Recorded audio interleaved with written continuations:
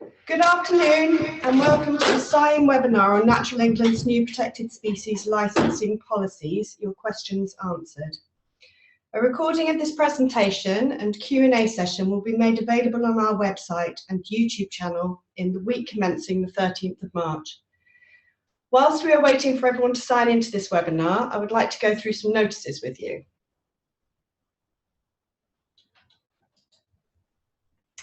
The CIEEM Spring Conference on Mainstreaming Biodiversity into Future Cities is going to be held at the Holiday Inn in Kensington, London on the 22nd of March. Our keynote speaker is Tony Juniper, who will be giving a presentation on why we need biodiversity in our towns and cities.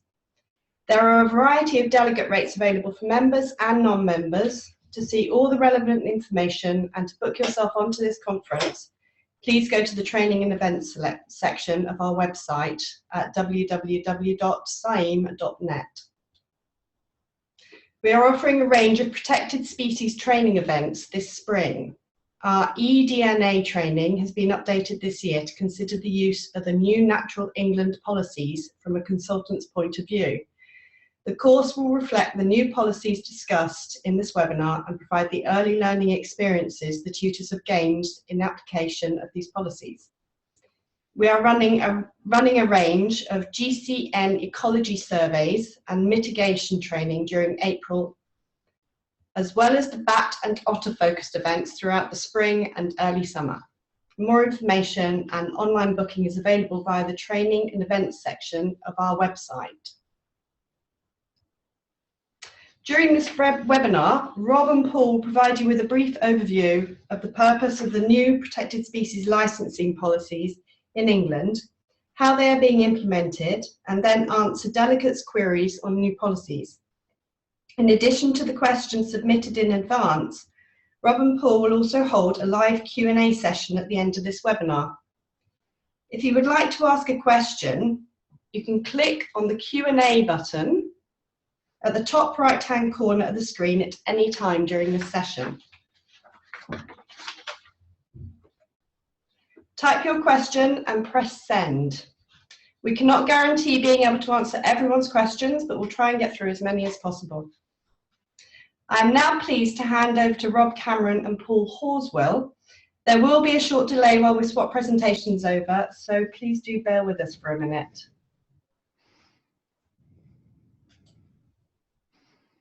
Rob and Paul, you can now share your screen.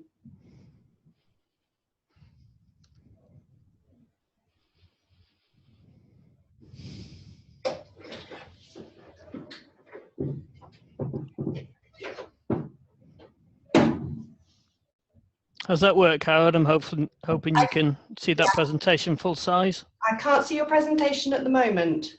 If you go down to the share screen button at the bottom and then pick up your presentation.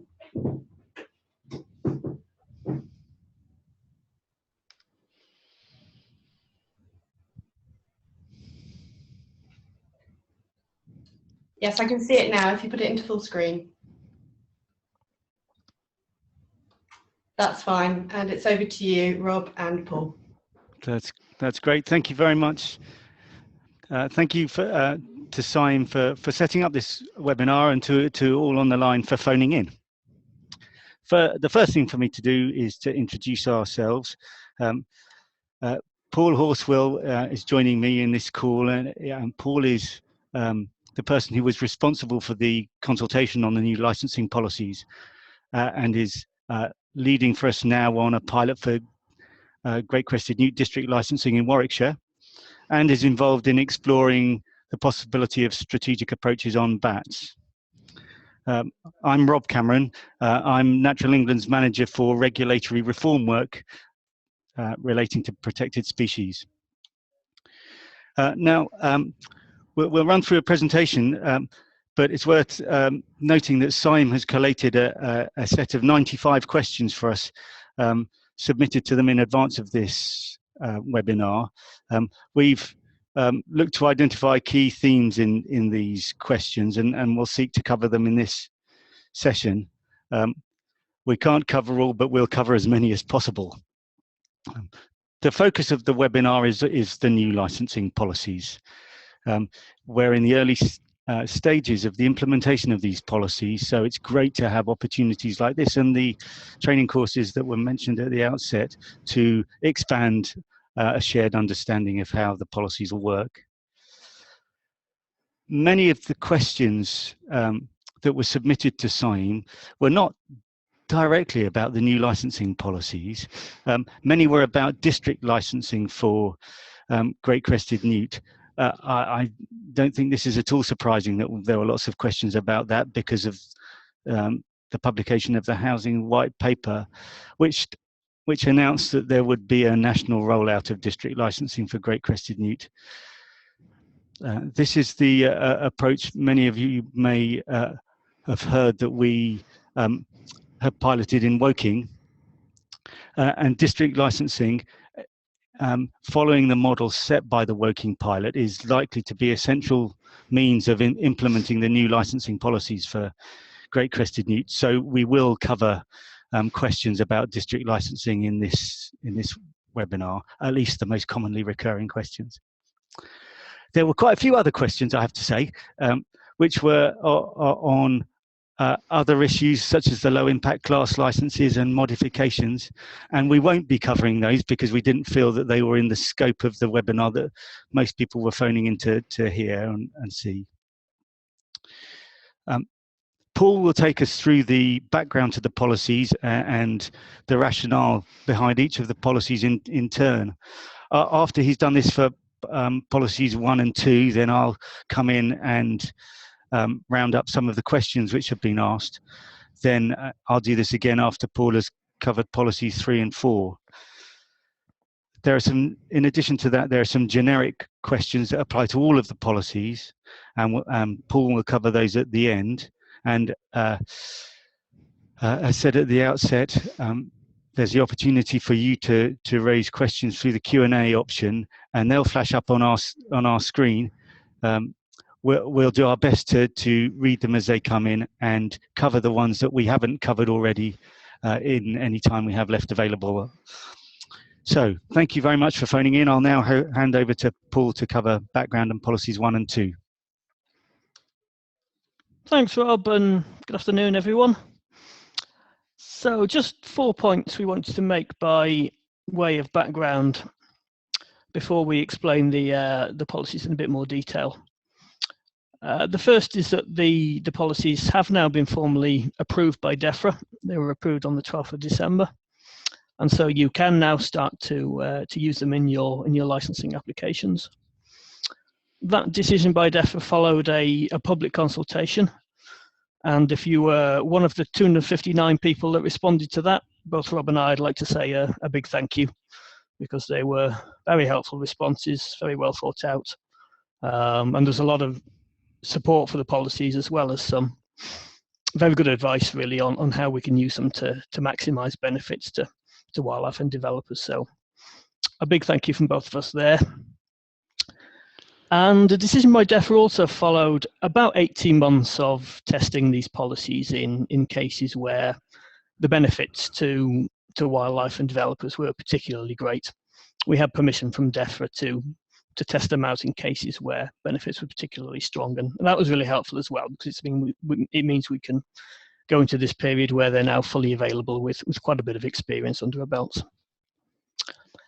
The second point is that we hope that these policies will invoke a big change in ways of working on licensing.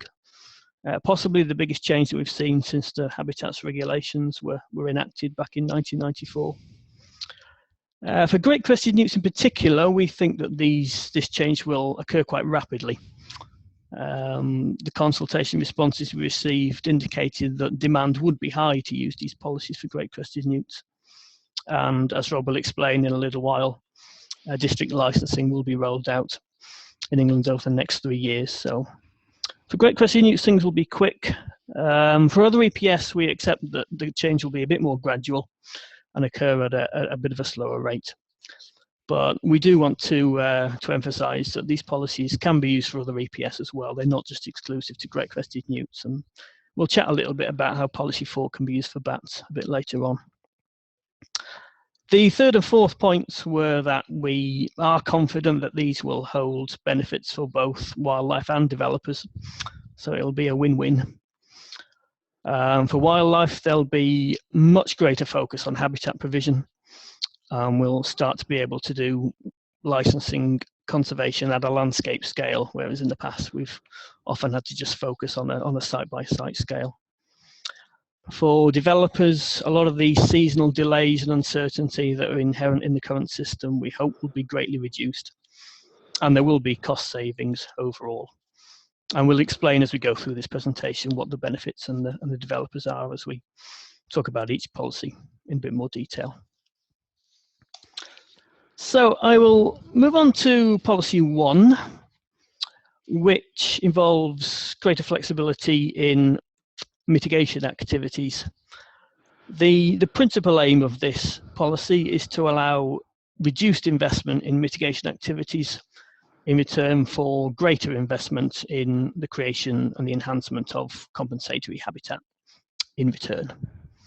So for great crested newts in particular, this means investing less in exclusion and relocation activities such as trapping and fencing and moving animals, and much more investment in creating ponds and creating terrestrial habitat. The reason we've done this is because we did some research before these policies were introduced, where we found that developers were often spending 6 or 7 times more money on mitigation activities such as fencing and trapping than they were on creating compensatory habitat. But because habitat is a thing that really offers the greatest benefit to newts, particularly in the long term, we want to try to reverse those proportions, so much more money is spent on habitat and much less on mitigation.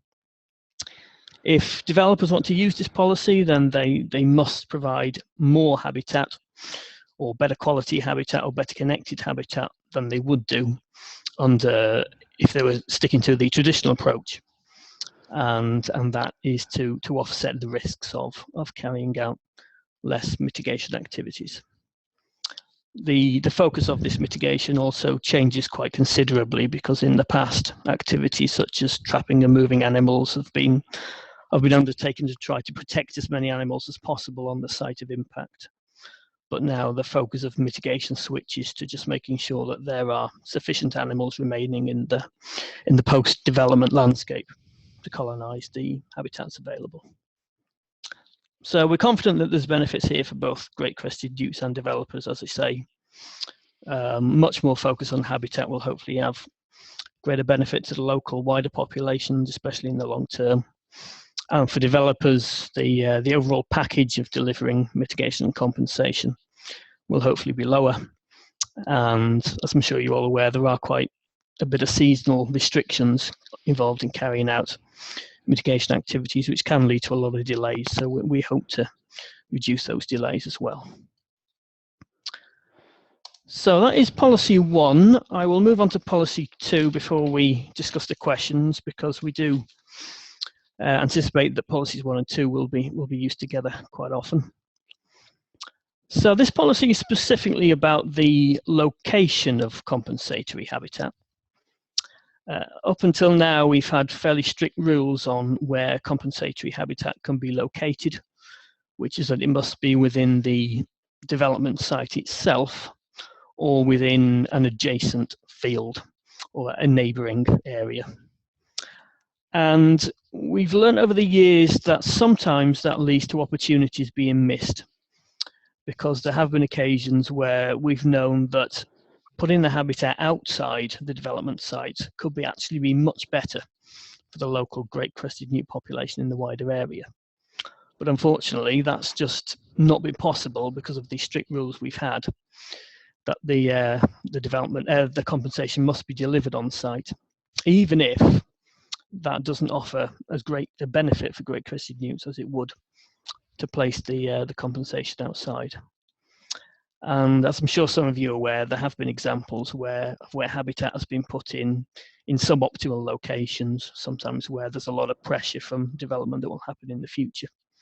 And it can be difficult when you're just working within one particular site to link up the population to the wider local population in the local area. So we want to remove those restrictions on where compensatory habitat can be located and allow it to be located outside development sites. If applicants want to do this, then they must demonstrate that the off-site solution will provide a better outcome for the local great crested newt population than an on-site one. And so we'll start to be able to find solutions that maximise benefits to great crested newts rather than just the current approach, which often just minimises harm.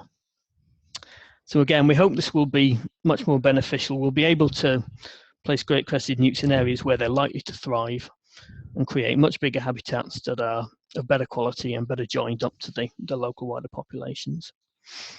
There will be benefits for developers as well. Obviously, they'll have to spend more money on creating more habitat, but one advantage will be that it will free up more space within the development site that can be used for commercial purposes.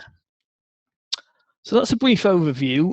If your computer screen is big enough, I'm hoping you'll be able to see some examples on the screen. I am sorry for the small text, but hopefully you can see in example A, you've got two currently isolated metapopulations, one a bit larger than the other one, and there's an impact on the edge of one of those metapopulations on quite a small population within the metapopulation. The impact has been compensated for rather than just within the site of the development.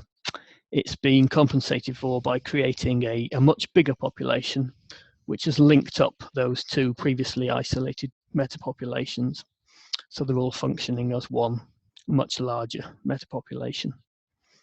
In example B, you can see you have a fairly healthy metapopulation consisting of large and medium-sized populations, a dispersal barrier, and on the other side of the dispersal barrier, two very small populations that are very isolated and vulnerable to extinction. The development in this case has caused the loss of one of those populations that's within the wider metapopulation, but it's been compensated for by firstly improving one of the populations that exists on the left of the dispersal barrier, and on the right a new population has been created that links up those two previously isolated and vulnerable populations. So hopefully that gives you a bit of an idea of the scale of ambition that we're hoping to achieve through this particular policy. Rob, if it's okay, I'll hand back to you now for the questions on policies 1 and 2. Okay, that's great. Thanks very much, Paul. I hope you can see me on the screen and some PowerPoint points as well. There was a common theme in the questions about how the increased focus on habitat compensation affects application of the avoid, mitigate, compensate hierarchy, and this slide sets out some of the key points. Essentially, it remains a part of the process that the options avoid, mitigate, and compensate options need to be fully considered. It's possible to choose compensation options, even if there are avoidance or mitigation options, as long as the compensation option provides more benefit and that is clearly demonstrated. The onus will be on applicants in the licensing process to demonstrate increased benefit from the habitat compensation option if they would like to rely on that more than has been the case conventionally. This question about the avoid, mitigate, compensate hierarchy was raised in a number of questions in relation to district licensing. I'll offer a few words about how site-by-site licensing and district licensing compare in this respect. Site-by-site licensing up till now has, for great crested newts, and I think all other European protected species, has operated right at the end of the planning process. We've only accepted license applications after full planning permission has been granted in virtually all cases. And that's the point at which there is very little flexibility left in the planning process. Developers are really keen at that stage to get on site, get building. It's impossible to change the location of development, and it's very difficult to change design. So through district licensing, we sought to upstream our engagement to the stage in the planning process where there is most flexibility, and that's at plan level. We upstream to our engagement through district licensing. That is, we give advice to the planning authorities when they're formulating or reviewing their development plans, which enable them to take into account where the most important spots are for GCN, where it's most important to retain and integrate GCN habitat in their green infrastructure provision. This will, for the first time really, allow planners to consider the needs of great crested newts in the planning process. It will not just provide a good evidence base, an overview to inform local planning, but it will enable individual development management decisions to be put in a wider, clearer context. So we're pretty sure that it'll improve the level of protection given to the most important GCN populations. Next slide, please, Paul.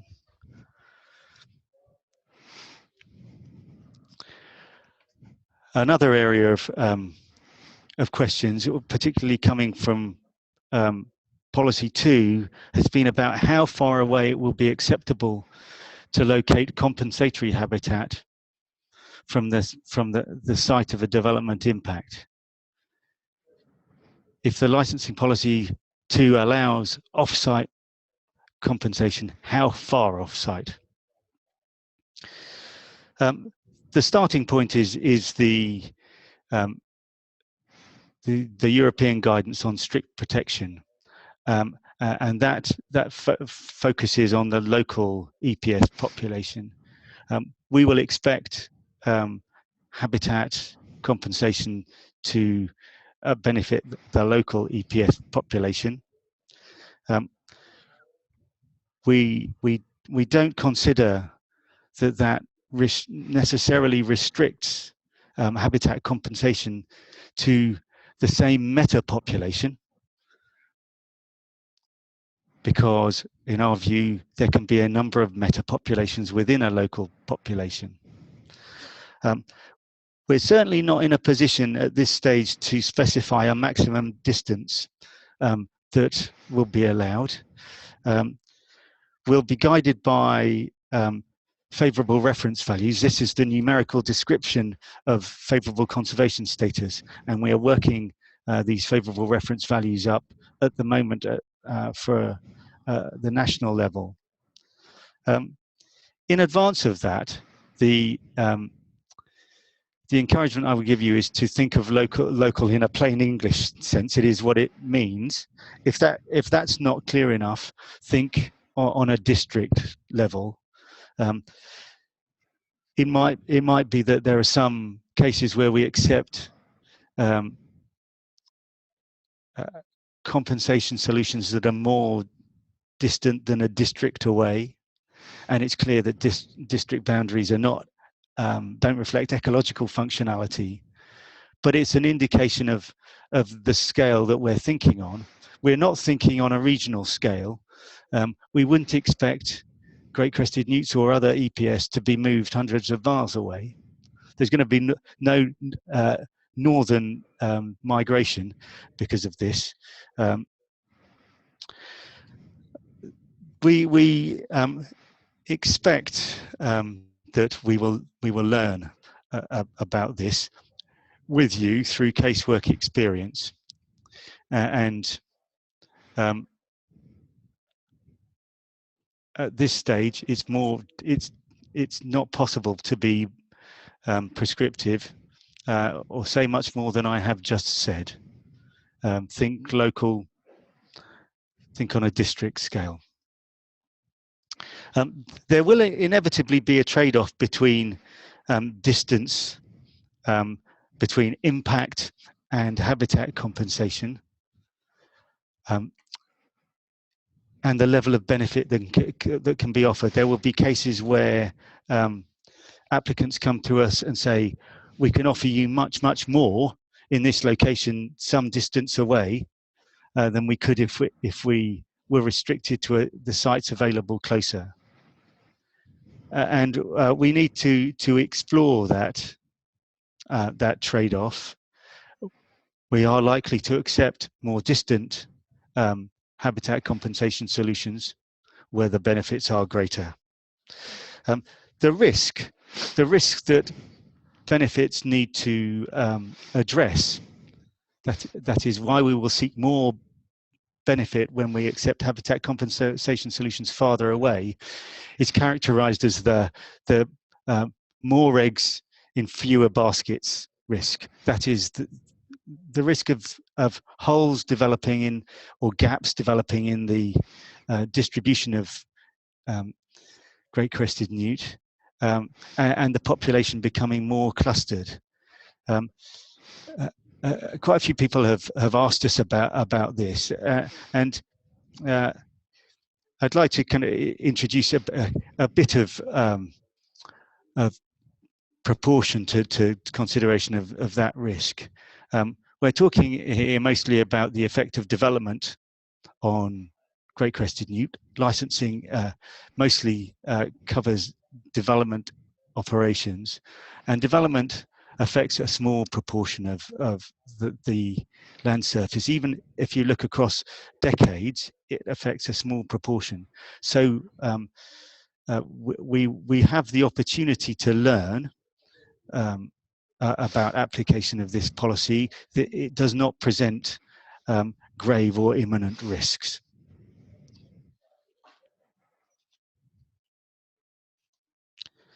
Okay, so you will need to apply judgment in application in putting to us off-site habitat solutions, and we will expect to see in off-site solutions benefits demonstrated in terms of improved quality, better quality, better quantity, and better join up and extension of distribution. I see Paul's clicked onto the next slide about survey standards, and there was a set of questions about survey standards which arose from policies 1 and 2.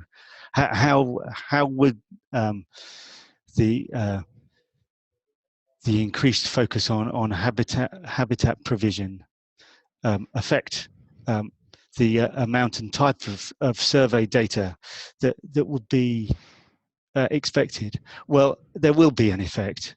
The focus on habitat will require the impacts and habitat compensation both to be put in the context of local populations of GCN, local distribution rather. We will need to see in applications that rely on policy 2 for off-site habitat provision, not just an assessment of the direct losses that arise from an application, but also an estimation of the effect on the wider meta-population. It could be, for example, that a localized impact within a meta-population affects the viability of that whole population, in which case we would need to the application to consider effectively the worst case scenario for that population, and they would need to demonstrate in the in the context of local distribution around the habitat compensation site, that the impacts in the impacted metapopulation were outweighed by improvements to an extension to habitat in the metapopulation around the habitat compensation site. So there will be a requirement for a broader survey. Our expectation is that that can be done much more cost effectively now than has been possible in the past because of eDNA survey options. The points on the screen are highly summarized, but they can be used as guiding principles in determining what amount of survey is required. Now, there's another question which is related to what type of survey and how much, which I'll just cover while we're on this slide, which is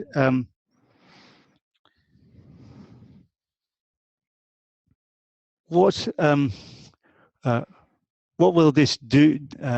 Will this mean for the requirement for population counts?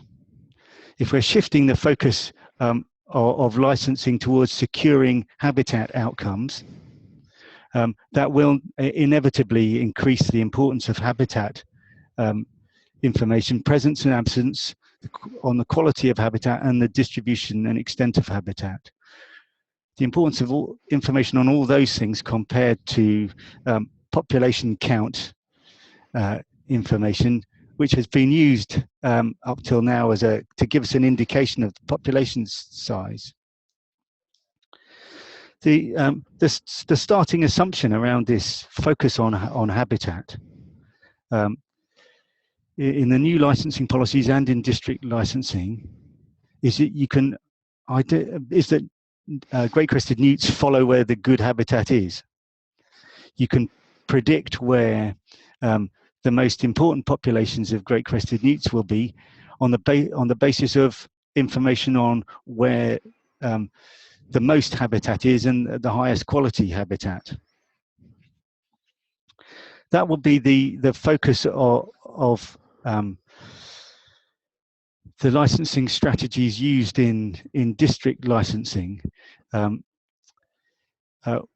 We think that if we get a good take on where the habitat is most suitable, that'll enable us to identify where almost all of the most important populations are.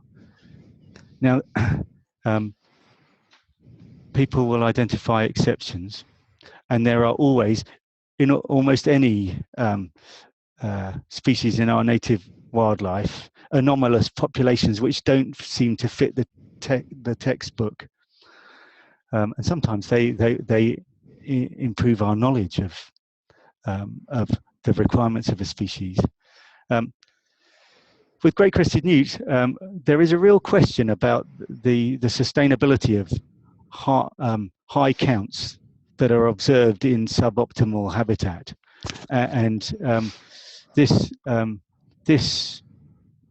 focus on habitat means we're less likely to be distracted, you might say, by temporary high counts in suboptimal habitat.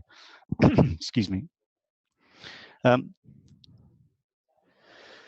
If we do through district licensing as we expect, in each district establish a good overview of the distribution and quality of GCN habitat, I think there is a real question about what population counts could add to that. The overview that we get will combine eDNA survey, extrapolated to predict distribution, overlaid against existing records, other information on habitat quality. There's a real question about whether population counts would add to that. If there is uncertainty left by the overview we get through those other habitat-focused presence-absence focused survey methods, then we will give consideration to the use of population counts. But I don't think we will end up using them in district licensing in many locations. There is such a great deal of variability in detectability, in recorder effort and competence, and there's such great annual variation that it's that it's in many cases it's difficult to give much weight to population count data and interpret it clearly, especially when you have a broader context of information. So we do see the focus shifting away from that towards presence, absence, and habitat data. It will continue to be part of the site-by-site licensing process, because there will be there are cases where actually there is not very much information, and you just have to use what is available, especially when there are restrictions in access for survey of land around. One question has come in fact, on landowner through the Q&A option. One question's come in on landowner complications with off-site habitat compensation.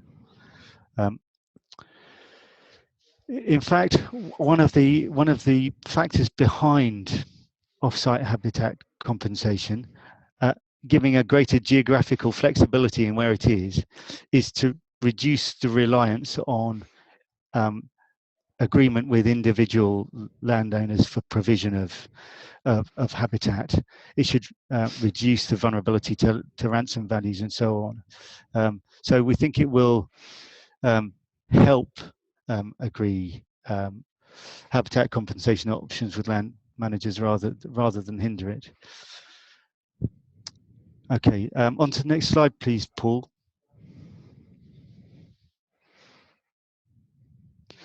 Okay, this is this slide is a prompt for providing some more context on district licensing.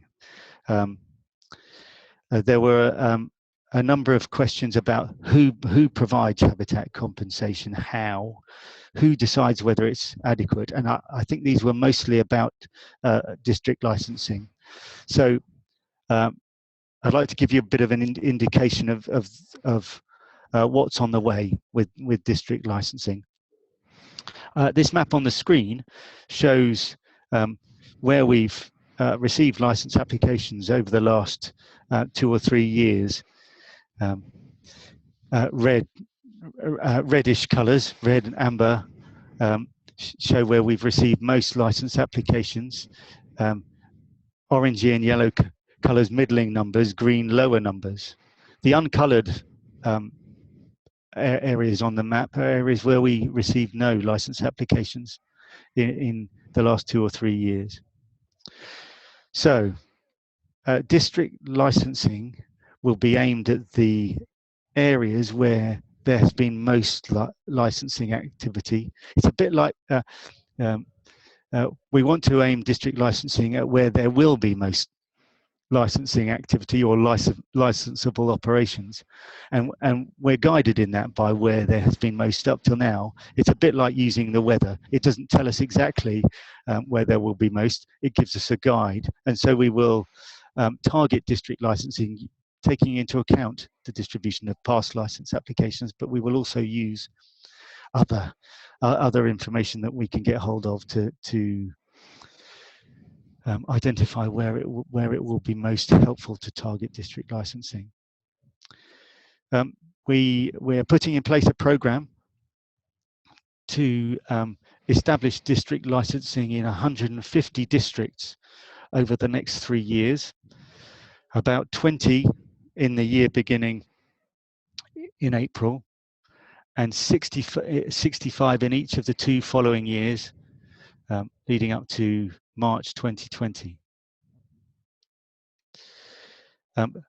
As I say, we'll target that where there's most licensing activity. We think there will be very high take-up in the areas where we establish a district licensing strategy. That's take-up of the strategic approach. I'll explain that a bit more in a minute. But in these areas, because we think there will be very high take-up, we think it will replace 3/4 or more of the current volume of site-by-site licensing. So a bit more about the district licensing model. In this model, it starts with Natural England establishing an overview and map distribution of Great Crested Newt at district level. With this overview, we look at the development plan for the whole district for the whole plan period and assess the impact likely to occur from all planned development. And we advise the local authority, as I've said, on the areas where it's most important to avoid impact and retain habitat, but also on the scale of habitat compensation that will be needed.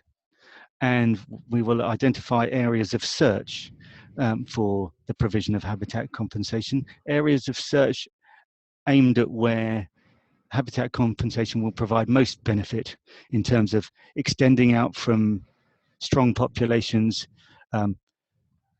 building up more fragile populations or agglomerations of habitat, and linking up populations more. With that advice, in the Woking model, it's the local authority that secures the land and provides the habitat compensation. Through the district licensing approach, we would then expect local authorities to maintain the habitat that they've provided for up for 25 years in almost all cases. In some cases where there is exceptional habitat with a longer history and clearly a long-term future potential, we may seek longer-term safeguards than that. There will, through this district licensing program over the next 3 years, be some funding for habitat provision to get the process going. But subsequent provision of habitat will be expected to be funded through through tariffs on development contributions, so that a process is set up where the development contributions are pooled to provide more habitat as development proceeds on a profile which ensures that the habitat will be ready and functional before developers seek to rely on it. That's before an impact can occur. Tariff rates will be set on a district by district level. We do not expect to regulate the tariff levels. Habitat compensation could be entirely new habitat, typically new ponds dug where there weren't ponds before, or it could be enhanced or restored habitat. It could be in areas that are already biodiverse and safeguarded, such as nature reserves, or it could be outside. I highlight that those possibilities are in the mix because in each district, the strategy will need to be fit for purpose. It will need to be fitted to local circumstances. And whilst we will set standards which ensure that minimum levels are assured in terms of extent, quality, and security, there should be local adaptability. We will make, as the regulator, the ultimate decision on whether habitat compensation proposals through district licensing are sufficient to give confidence that adverse effect will be avoided. The legal tests remain the same for district licensing, so we will need to formally satisfy ourselves that there will be no adverse impact on the conservation status of GCN arising from any district license. Our expectation is, though, because district licensing is looks like a very cost-effective way of assessing impact and ensuring no adverse impact, we expect that it will secure much more habitat. It will provide a net gain, and much more certainly than site-by-site licensing has been able to secure up till now. Thank you, Paul. I'll hand over to you to cover policy 3 now. I see that lots of questions have come in, so I'll focus on those while you're covering policy 3. Okay, thank you. So policy 3 was inspired, if you like, by some of the policies we saw that were operating in continental Europe. And they typically go by the name of temporary nature. And they usually require lower than normal compensation standards if the impacts of development are temporary rather than permanent. And so what we've tried to do is to see whether this policy can be applied to the types of temporary habitat that we often encounter over here.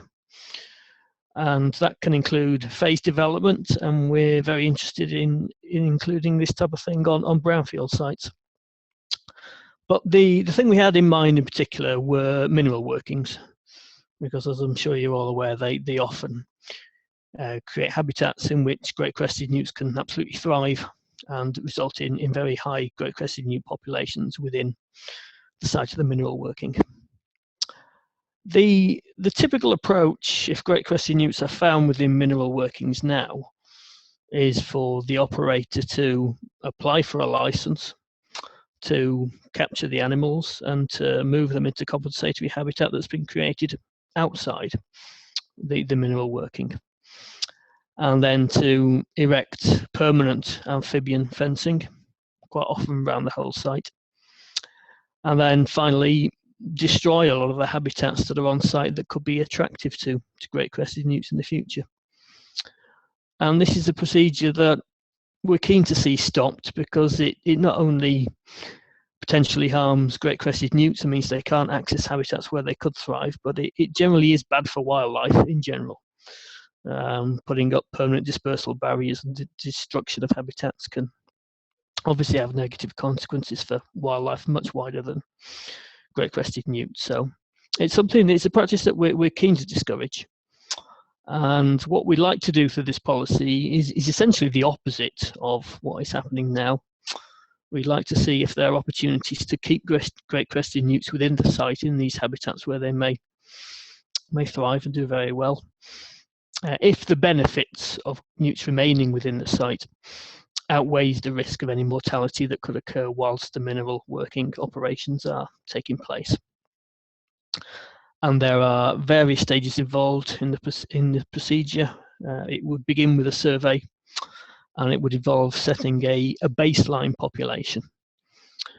And the next stage will be to agree a management plan, which will be long-term, and it would outline how the habitats will be managed on the site throughout the working life of the quarry to ensure that that baseline population that has been agreed will be maintained. And in addition to that, that management plan must also cover the restoration and aftercare phase of the quarrying to ensure that that population is at least maintained once the quarrying activities have ceased. That's the principle. We couldn't see any questions on this particular policy in the 79 that were submitted. So if you do have any, please do submit them now on the Q&A, and we'll pick them up at the end. But for now, we'll move on to policy 4. So far, this policy has been predominantly used for bats. So we'll change topic, and we'll stop talking about great crested newts for a minute and focus a bit on bats a little bit more.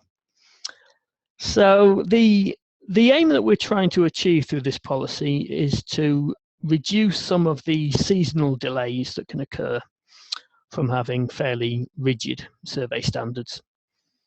And as I'm sure you're all aware, that can often lead to a great deal of frustration for homeowners, developers, builders, and also a lot of bad publicity can be generated for bats and for wildlife in general.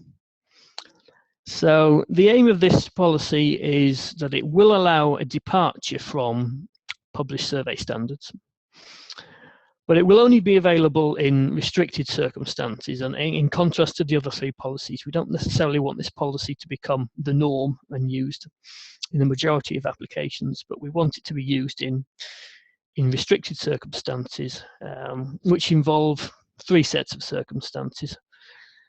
The first is that there must be a justifiable reason for departing from published survey standards.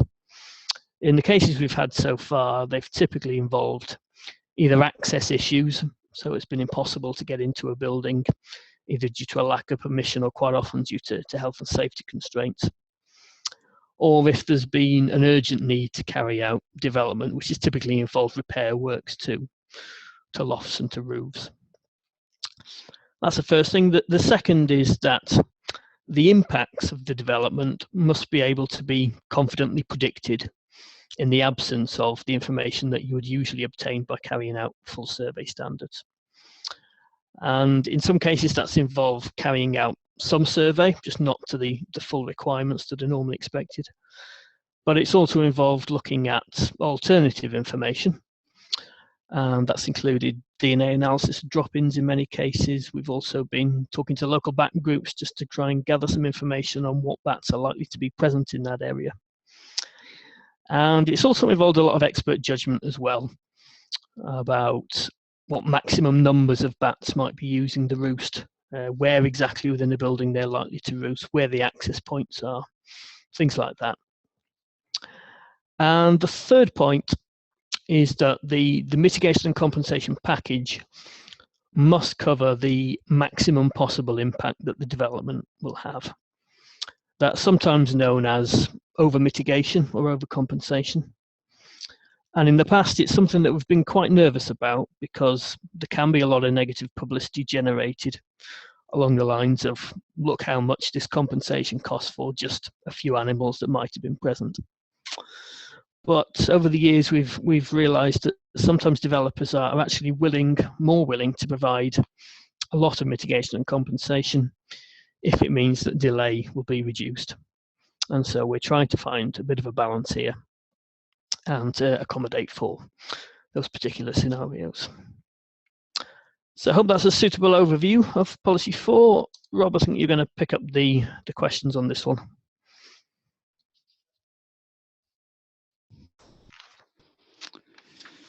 Okay, I will do. Okay. So these questions, as Paul said, in this bit are more about policy 4 than policy 3. And I think there are really 2 key points here. This is about proportionality. It's about judging the added value of survey effort. If you've got survey information and you don't think that more survey effort would add much to your understanding of the risks and opportunities for a protected species in any case, even if that's less than the conventional survey standards, then this policy gives you the opportunity to put that to us. It's about proportionality. And if there's a choice in how the available investment from a scheme is made, and you think that it would be better to invest in more habitat, for example, than additional survey, then this gives you the opportunity to put that to us. So that's one thing. It's about proportionality. The second thing is this policy 4 does not provide an opportunity for licenses to be granted with lower levels of certainty around the questions of whether there'll be an adverse impact or not. Our confidence and level of certainty has to remain just as high as it has always done, and we need also to be as sure that the level of evidence provided in a case has revealed the reasonable avoidance and mitigation options. That doesn't change because of this policy. The onus will be on applicants to explain clearly the rationale for their survey approach, and it's clear that there will be an interdependence between the level of survey and the level of mitigation or compensation put in place. If you can rule out the possibility of impacts by positive habitat measures, for example, and therefore rule out questions that you might otherwise address through further survey, then that option becomes real given this policy. This policy gives applicants the opportunity to provide mitigation or compensation for all predictable impact scenarios on protected species, all species that could be affected by the operations proposed on a site, even if some of those operations, some of those mitigation or compensation measures subsequently turn out to be unnecessary. Of course, that mitigate or compensate instead of survey presents an opportunity for net gain. One example in the questions that I thought might be useful. It's quite illustrative of how we might view risk. It's one about the age of survey data. Licensing up till now has maintained that survey data has a strictly limited shelf life. The concern and the concerns about data becoming out of date remain, because generally it provides a snapshot, and habitat and the populations of EPS within them can change. But this licensing policy, new licensing policy 4, increases the opportunity for applicants to do a risk assessment on the likelihood of change, and if there is a likelihood of change, if the importance of a location could have increased, or if the extent of the impact could have increased, as long as it's within as long as it's a predictable scenario, then it's an option for the applicant to simply and directly offer a higher level of mitigation or compensation to deal with that greater importance or impact, rather than necessarily having to undertake additional survey work as an interim step to assess that. We've made clear, I think abundantly clear in this webinar and elsewhere, that we would rather see safeguarding measures coming forward in the form of improved habitat provision. And if that's the case, then this policy, number 4, I think, presents the opportunity for significant net gain. Okay, I think that's it on policy 4. Over to you on the more general questions relating to all policies, Paul. Yeah, thank you. So probably the question we've been asked the most is, if you're interested in using these policies at the planning stage, what's the best way of ensuring consistency between the planning stage and the licensing stage? And so the way this has worked very well so far is for you to use our discretionary advice service to obtain our advice at an early stage in the process of how the new policies can be used and how they relate to the 3 licensing tests. And then once you have that advice, it can then be shared with the local authority, and that will give them confidence in our opinion on how the new policies can be used. This has worked particularly well in a few cases I've been involved in where the local authority ecologist has actually come along to those discretionary advice service meetings, and we've discussed everything together, but we recognise that's not possible in every single case. So at the very least, once you have our DAS advice, it could be submitted with the planning application or shared with them in any other way.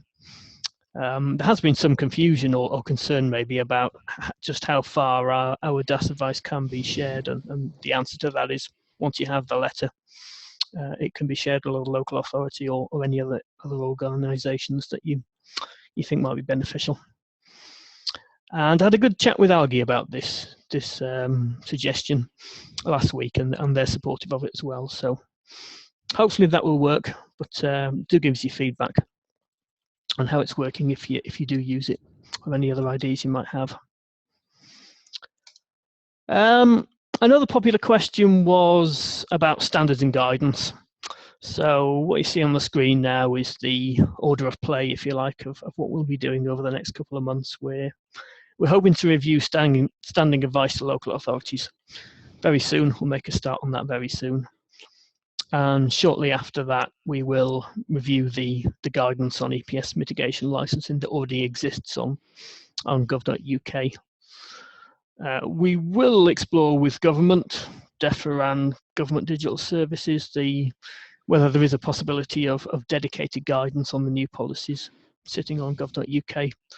It can be difficult with some of their restrictions, as I'm sure you're well aware, but we will certainly investigate that option. But in the meantime, please continue to refer to everything that's on the public consultation material, both the consultation itself and the outcome report, which does contain a useful Q&A at the end. I'll provide a link to that on the very final slide. I mean, we're also considering other options for providing guidance and useful information that go beyond just a traditional guidance document, if you like. We're interested in the suggestion of a library of case studies that use these policies to good effect. So if you think that would be a good idea, then do let us know, and any other ideas for how we can get more information on these policies as we go along. Always interested to hear from you. There were also some questions on the application procedure. Many of you have asked whether the chargeable services, so discretionary advice service or pre-submission screening, need to be used before you submit an application that uses one of the new policies. The answer to that is no, they're not mandatory, but we do strongly encourage you to use them. I believe that they have been used in the vast majority of cases, if not all of the cases where we've used the policies to date. And we've had excellent feedback on how useful that's been from developers and consultants. So whilst these policies remain novel and they remain new, we do encourage you to use either DAS or PSS, whichever is relevant. And some of you have asked whether we'll produce new application forms or whether we can stick to the original application procedure. And the answer is we'll stick to this current application procedure for now. We don't really see any need to change the application forms or the way any other application material is submitted. Obviously, if you've used DAS or PSS, then refer to this when you're submitting your application. If you haven't, just please try and just explain how you've used the policies as much as possible. We think the method statement is probably the best way of doing that, but there's ample opportunity within the various application forms you need to submit just to tell us how you intend the new policies to be relied on. Another popular one was about how compensation sites can be secured, and it's a good question because obviously we're relying more on compensatory habitat to meet the various tests in the licensing, and we do want it to be as secure as possible. So if you're at the planning stage, then Section 106 agreements are still available. But if you're beyond the planning stage already, or if you can't use Section 106 agreements for any reason, there is the option of an agreement directly with us under the Natural Environment and Rural Communities Act. These agreements have been around for a couple of years now, so they're still fairly new, but they've been used quite successfully so far. They tend to be a bit more simpler and shorter than Section 106 agreements. So that's one option that we can also look at using, and you can seek our advice under DAS or PSS about that. There will no doubt be others in the future. We're keeping a close eye on conservation covenants. We're hoping they will come online in the next couple of years, and there may be good opportunities to use those to use the new policies. The final one we wanted to cover was, because we received a few questions from utility companies and also development companies that typically are involved with infrastructure development, and so they've asked whether they can benefit from the new policies and also district level licensing as well. We're very confident that the new policies will bring substantial benefits for this type of development, if it's temporary or linear. Linear infrastructure development obviously quite often includes long lengths of fencing, and so policy 1 in particular might be beneficial there. There's a case study in the consultation document of some of these where we illustrated how temporary or linear development might benefit from using the policies. District licensing, we recognise that will be a little bit more challenging. When development is linear, it will often impact on different risk zones within a district. At the very least, the fact that we will have surveyed a district for Great Crested Newt and modelled the distribution, we think it will help quite substantially. But we don't just want to stop there. We do want to explore on a case-by-case basis whether these types of development can benefit from district level licensing. So if you're undertaking those kinds of development, then please do ask, and we'll have a look at that to see if there can be any benefits gained. Certainly don't want to rule it out at this stage at all. So I think that comes to the end of the pre-submitted questions. I just wanted to put one slide up at the end with 2 links. The first is to all of the public consultation material, where you'll find the final wordings of the policies that were adopted, the original consultation paper and the outcome report, which contains that Q&A that I mentioned earlier. The second is a link to the natural woking strategy, and at the very end of that you will find the most detailed example of how district level licensing is operating on the ground. So that's a useful one to look through if you're interested in detail on district level licensing. Okay. So I think, is that it, Rob? We'll go into the questions submitted on the Q&A now. Okay. I've got a list that I've got of questions that have come up a few times. So I'll run through those.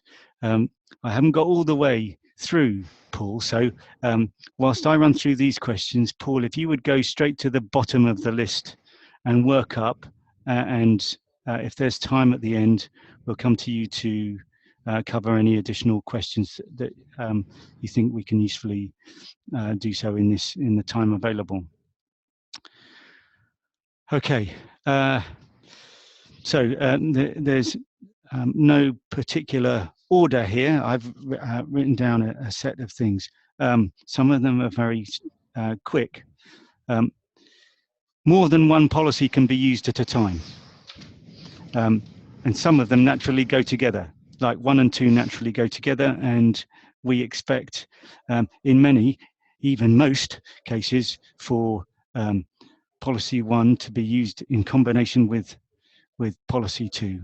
Difficult to be quantitative about that, but the option is there. There are lots of questions about how we assure compliance, how we evaluate effectiveness, how we ensure monitoring. So I'll have a go at explaining our thinking on that. First of all, I'll do that in relation to continuing site-by-site licensing. We require follow-up monitoring currently through site-by-site licensing, and that will not change. Where the key outcomes are in terms of habitat rather than population counts, we may well change the information that we require to be submitted through post-development monitoring.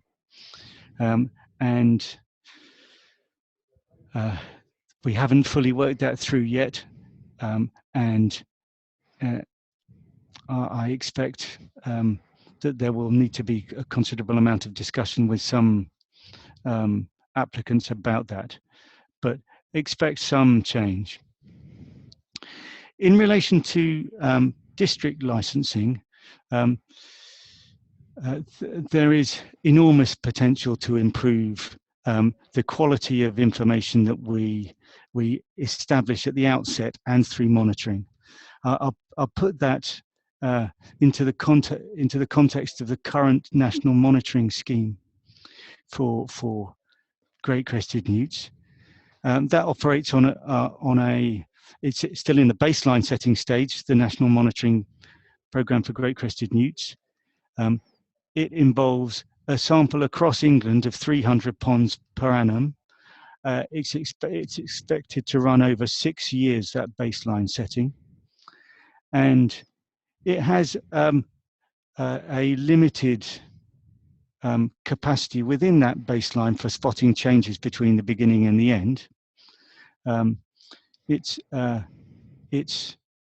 not a perfect sensitivity. You know, it's not going to. It's pretty skeletal sampling, you might say. It's not a very big sample size. This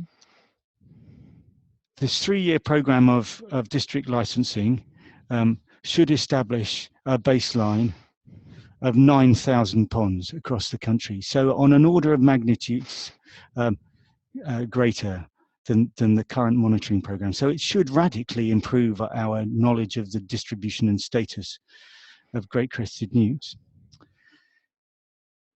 In addition to that, district licensing, because it will work on the basis of development tariffs,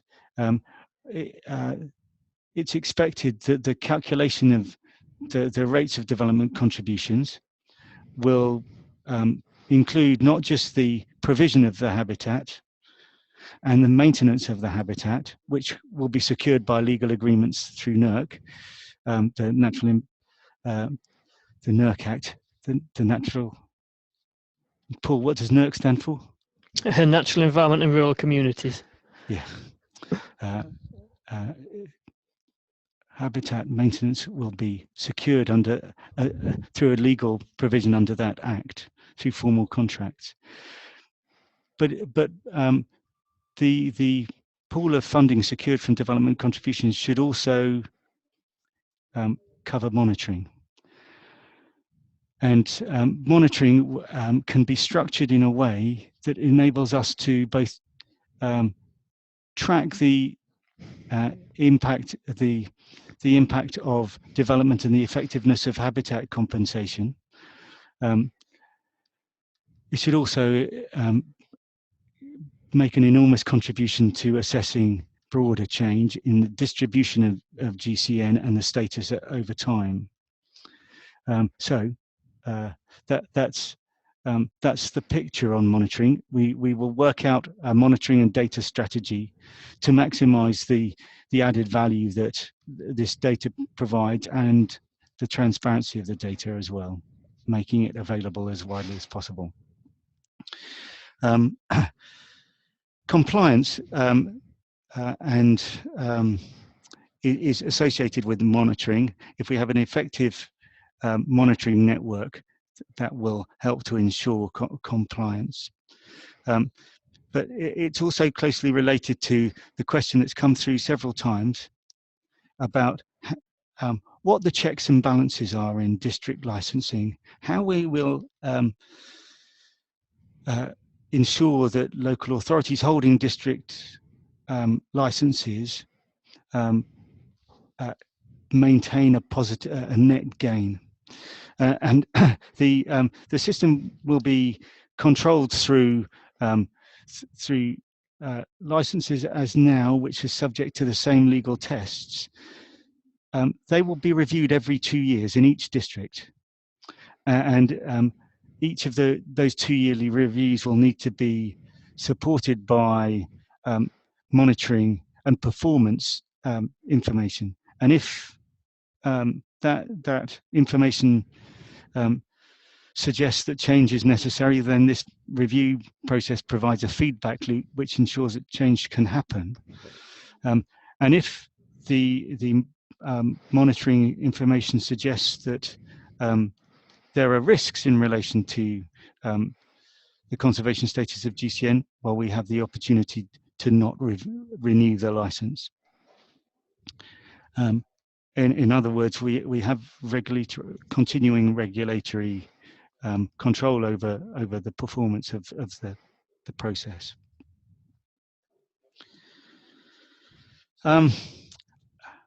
There's another theme of question about reliance of district licensing on LPA ecologists.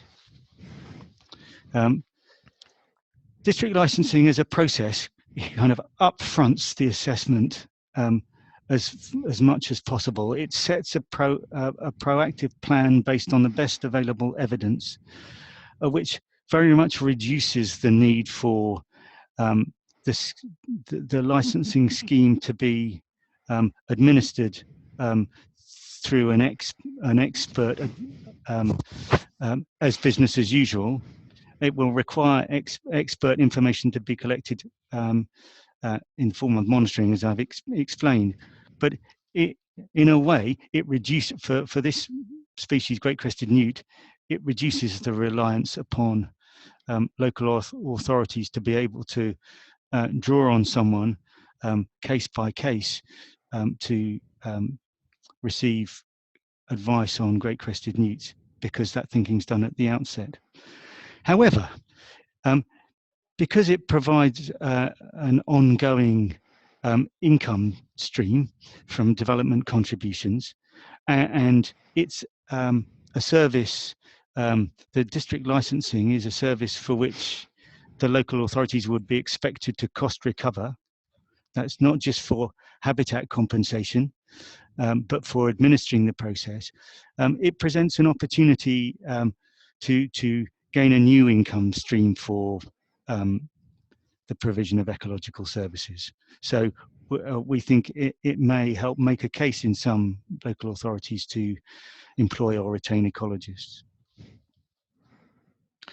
That moves us into a space of considering local authorities and development plans in particular.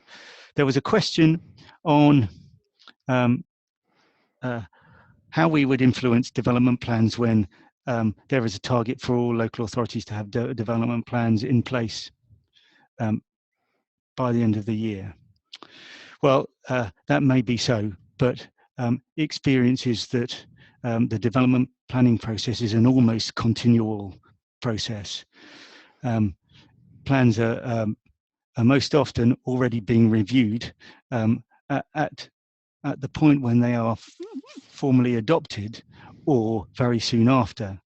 So almost at any stage that we get into the development plan process, we can improve the evidence underpinning it and influence how great-crested newt as an issue are factored into planning decisions.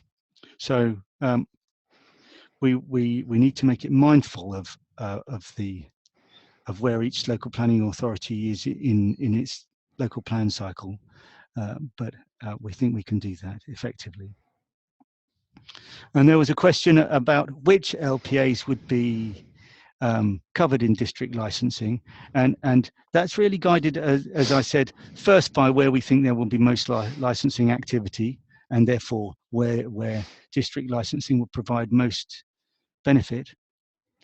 But it's also will be determined, at least in terms of order, if not eventual scope, by the willingness of local authorities to come forward in partnership. We're likely to go first to the local authorities that first agreed to join us in partnership in this approach. And one question was posted, which was, what do developers do when their local authority isn't participating or isn't putting in place habitat compensation in advance, which then allows developers to rely on it without delay?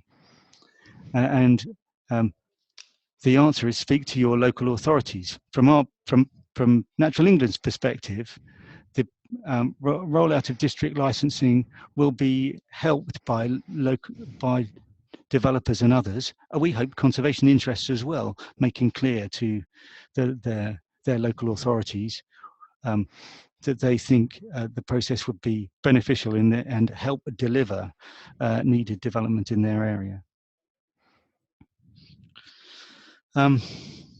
Okay, there is a set of questions also about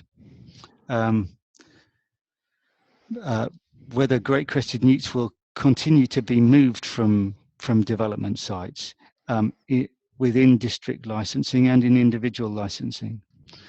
And it's we should be clear that where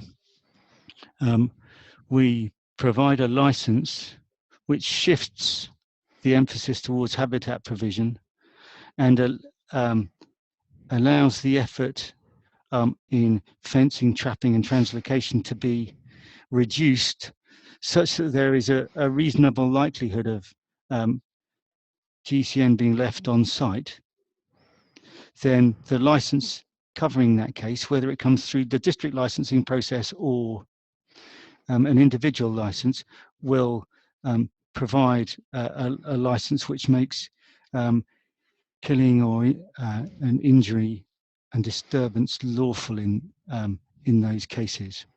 So it becomes a possibility to leave great-crested newts on site where, and only where, we are satisfied that that will not have a negative impact on the conservation status of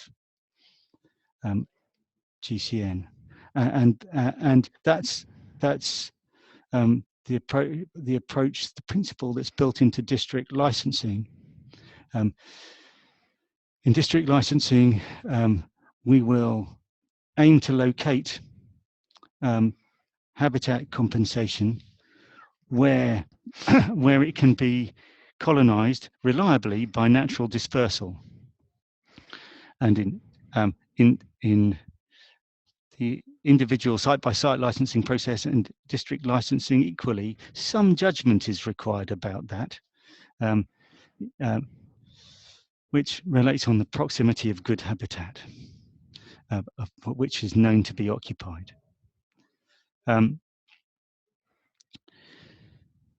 So I said we will issue licenses which include clauses relating to killing and injury. those licenses will make it lawful in the terms of the habitat regulations. The licenses will provide a defence under the Wildlife and Countryside Act on the grounds of incidental results of a lawful operation. And to support that, we would expect in individual licence applications for the applicant to specify what they consider to be reasonable avoidance measures. And in district licensing, we will specify what we consider to be reasonable avoidance measures. Hi, Rob and Paul. We have 5 minutes left of this webinar. So would you like to answer one final question? Oh, I had 3 or 4 left to cover. So I'll choose one of them, which is about, well, I might try and squeeze in 2, gaps in knowledge at district level.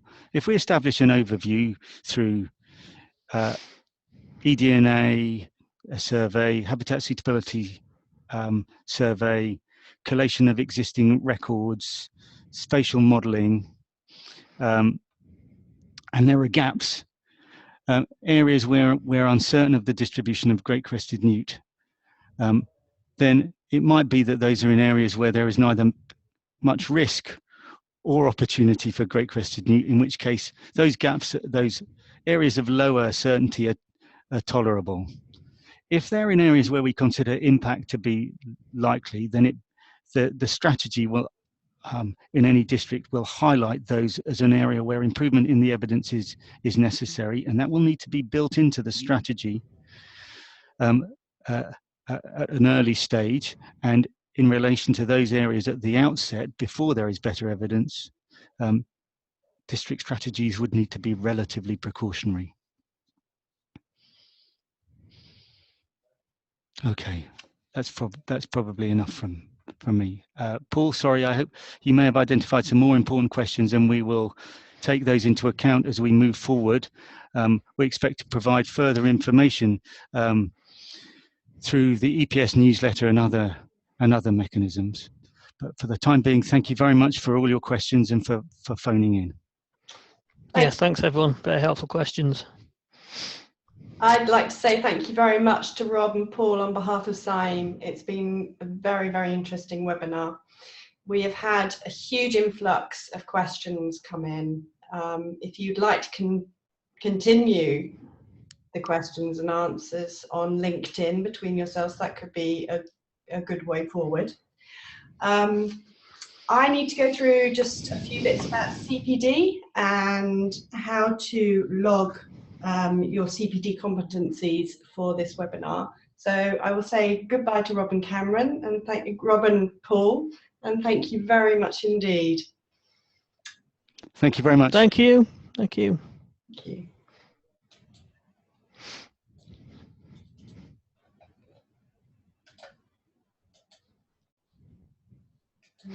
Pull this up.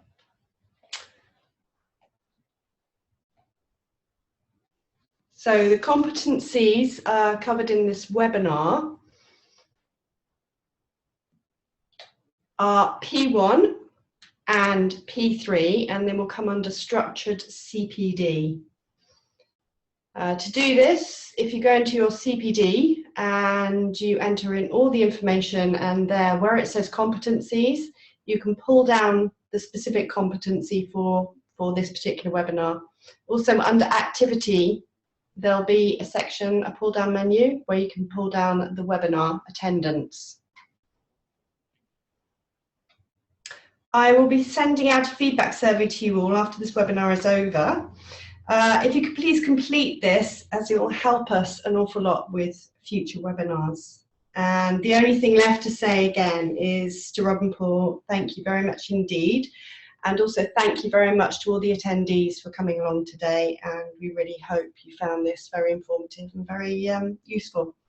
And we hope to see you all again soon for some more webinars in the future. Thank you very much.